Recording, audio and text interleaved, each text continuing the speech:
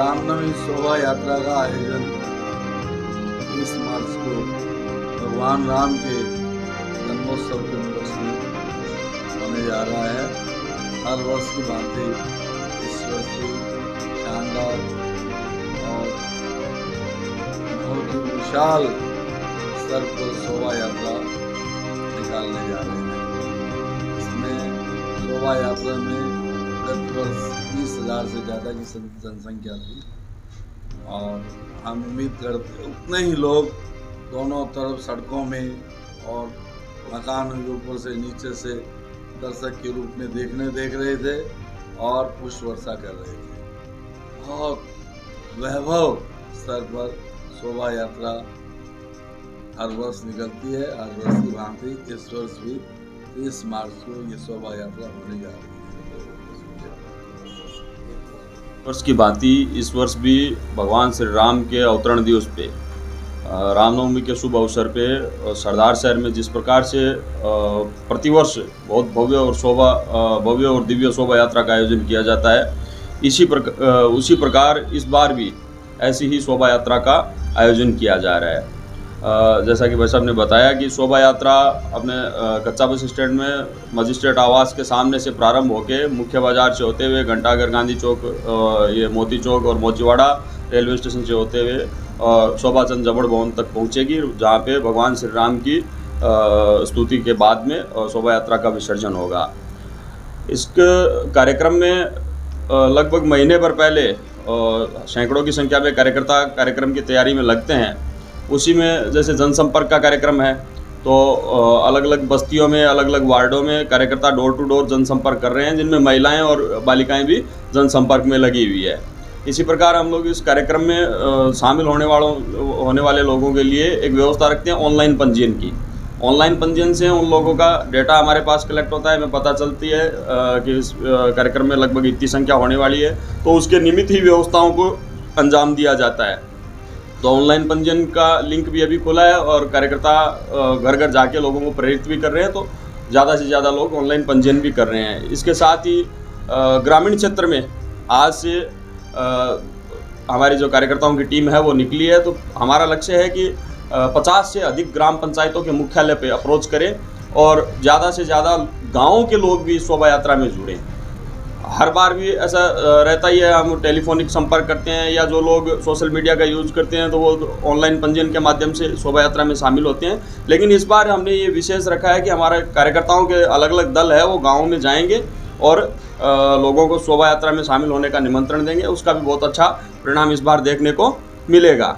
इसके साथ ही शोभा यात्रा रामनवमी की रहती है, लेकिन नववर्ष पे हम एक समिति ने निर्णय किया है कि एक पंचांग का प्रकाशन करते हैं।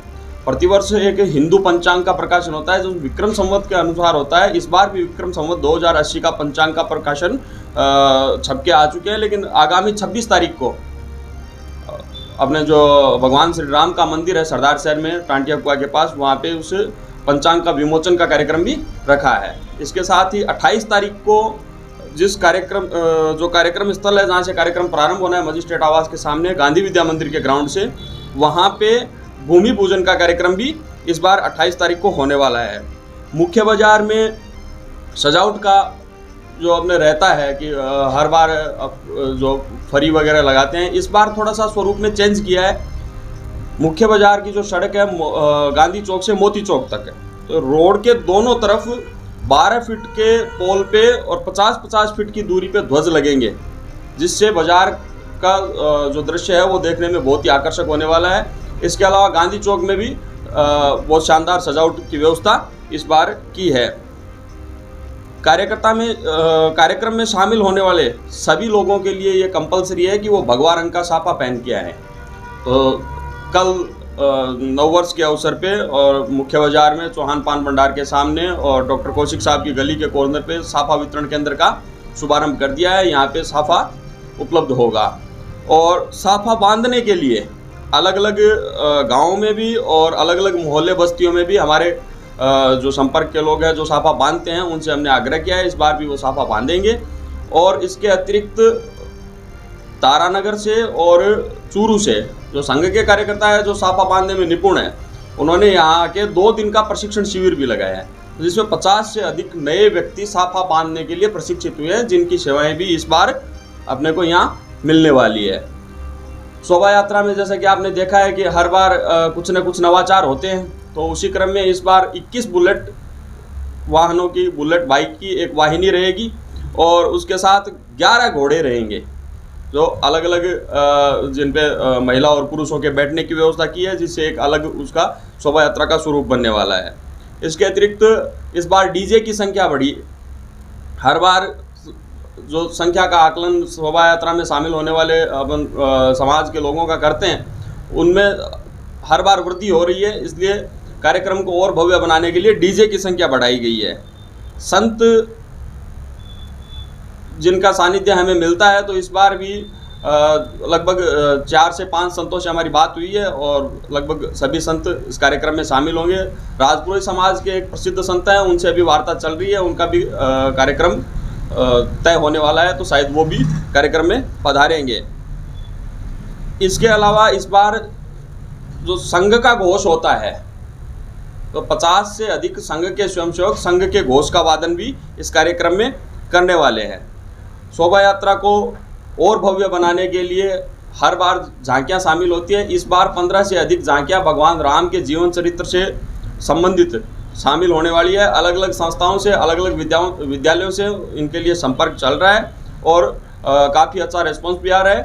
15 से अधिक झांकियां इस कार्यक्रम में शामिल होने वाली है।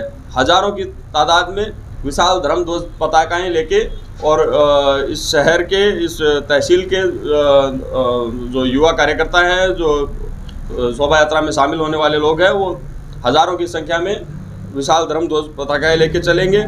और शोभा यात्रा में जो लोग शामिल होते हैं और जो देखने के लिए जो मुख्य मार्गों पे एकत्रित होते हैं, उन सब के लिए और प्रसाद की व्यवस्था भी की है।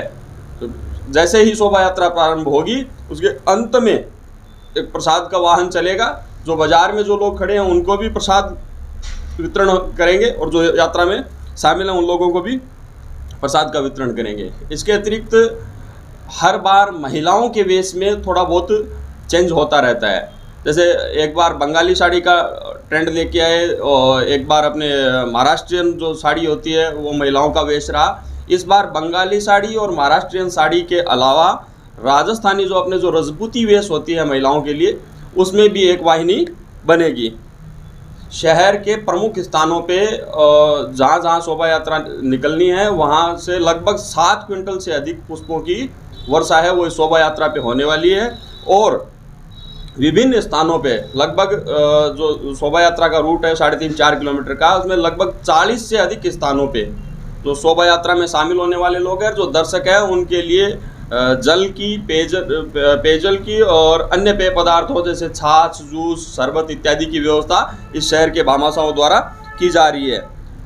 मुख्य बाजार में गांधी चौक से लेके और मोती चौक तक 2 स्थानों पे बड़े मंच लगाने की व्यवस्था इस बार की है, जिसमें जो बाहर से आगंतुक है, जिनको हम शोभा यात्रा में शामिल होने के लिए निमंत्रण देते हैं, चाहे वो गणमान्य व्यक्ति हो, चाहे वो किसी सामाजिक संस्था से जुड़े हुए व्यक्ति हो, तो वो लोग आते हैं तो उनको कार्यक्रम का पूरा स्वरूप दिखाई दे, इसके लिए उनके लिए 2 स्थानों पे अलग अलग मंच बनाने की व्यवस्था की है, जिन पे वो बैठ के और शोभा यात्रा को देख सकते हैं। इस शोभा यात्रा में सभी अपने जो सामाजिक संगठन है सरदार शहर के, सभी राजनीतिक विचारधाराओं के लोग, इनके अलावा सभी धार्मिक संगठनों के लोग शामिल होते हैं। उनके सहयोग से ही ये शोभा यात्रा दिन प्रतिदिन दिव्य और भव्य होती जा रही है।